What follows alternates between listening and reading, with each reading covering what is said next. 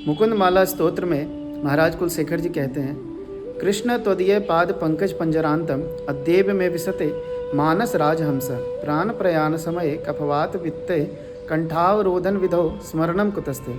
अर्थात हे कृष्ण, आपका जो कमल स्वरूप जो चरण है उसके नज़दीक मेरे मन रूपी राजहंस को अभी निवास दे दें आप देखेंगे कि जो सरोवर होते हैं उसमें जो राजहंस होते हैं वह हमेशा कमल के ही इर्द गिर्द आसपास में वह निवास करते हैं, घूमते रहते हैं। इसी प्रकार महाराज कुलशेखर भी कहते हैं कि हे कृष्ण, आपका जो चरण रूपी जो कमल है इसके नज़दीक मेरे मन रूपी राजहंस को अभी आप निवास दे दें। क्यों? क्योंकि प्राण प्रयाण समय कफवात पित्ते कंठावरोधन विदो स्मरणम कुतस्ते। अर्थात जब शरीर से यह प्राण निकलने का समय आएगा उस समय कफवात पित्ते अर्थात कफवात पित्त इत्यादि जो रोग है इनके कारण जो है कंठावरोधन, कंठ अवरुद्ध हो जाएगा। आपका स्मरण कैसे करूँगा?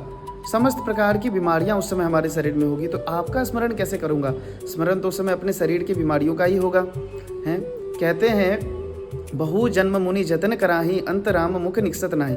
जो मुनि मतलब जीवन भर जन्म जन्मांतर तक भगवान का भजन ही करते हैं, फिर भी उनके मुख से राम नाम निकलेगा कि नहीं इसकी कोई गारंटी नहीं है। और हम सोचते हैं कि सारा जीवन विषय भोग में बिता दें और अंत काल में हमारे मुख से राम नाम निकल जाए।